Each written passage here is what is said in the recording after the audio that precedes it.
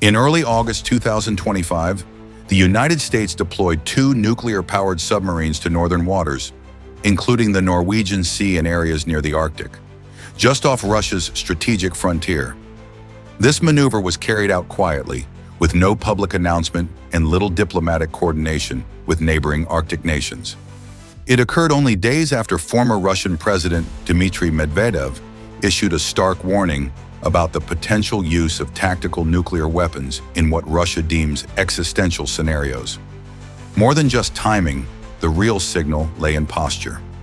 The U.S. was showcasing its willingness to project nuclear capabilities, silently and at close range, from beneath the sea into a zone Moscow considers critical to its national security. These were not routine patrols.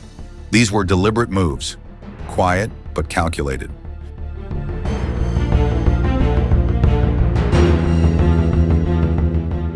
For Russia, the Arctic is more than a frozen frontier. It is a central pillar of its nuclear deterrence strategy. The Northern Fleet, based on the Kola Peninsula, houses Russia's most capable ballistic missile submarines, including the Borei-class, equipped with Bulava intercontinental missiles. Historically, the region has been governed by a silent agreement among Arctic powers: minimal militarization, open lines of communication, and strategic restraint. But the deployment of U.S. submarines into this space breaks that balance.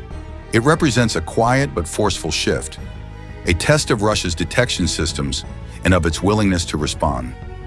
From Moscow's perspective, this was not a drill. It was a strategic provocation carried out at the edge of Russian waters in one of the most sensitive domains of its defense posture.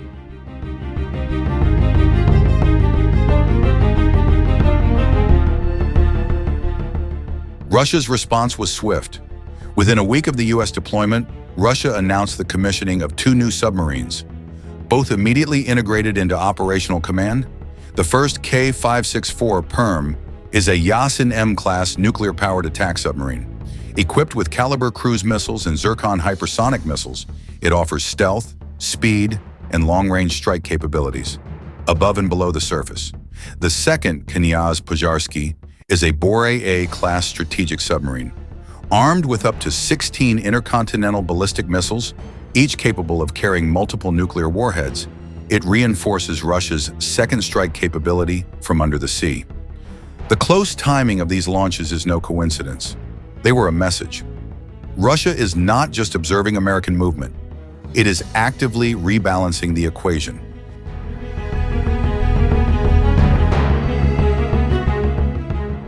While tensions rose in the Arctic, Russia and China launched joint naval drills, Joint Sea 2025, in the Sea of Japan. These exercises included warships, aircraft, and submarines from both nations. Notably, Chinese submarines docked at Russian military ports, a rare move that suggests deepening military trust. The drills covered submarine hunting operations, missile launches, naval coordination, and multi-domain communication systems. Though held in the Far East, the nature and timing of the exercise suggest it was more than regional readiness. It was a calculated message, one of strategic alignment. For China, participation signaled support, if not openly, then tactically, in response to U.S. pressure on Russia. For Russia, it was reassurance that it is not alone beneath the surface.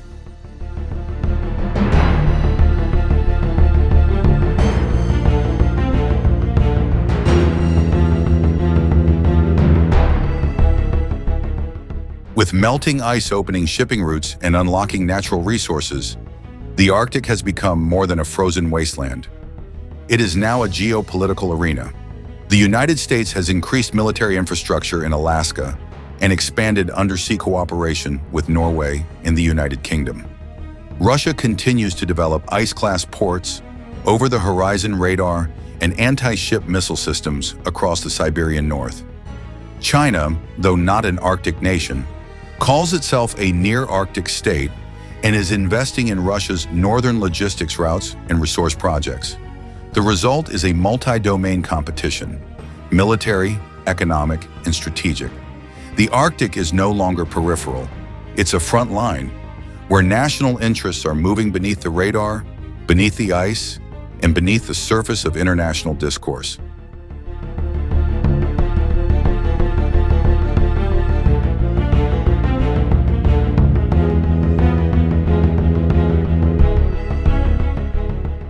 The submarine deployments, Russia's rapid naval response, and growing military coordination with China all point to a single reality. The most critical moves in today's strategic landscape are happening underwater. In this silent domain, out of sight and often out of mind, global powers are posturing, signaling, and preparing. The Arctic, once a symbol of remote neutrality, has become a pressure point. Not loud, not explosive, but deeply consequential. And unless new channels of transparency and restraint emerge, the next great confrontation may not begin in the skies or on land, but in the deep, cold waters of the far north.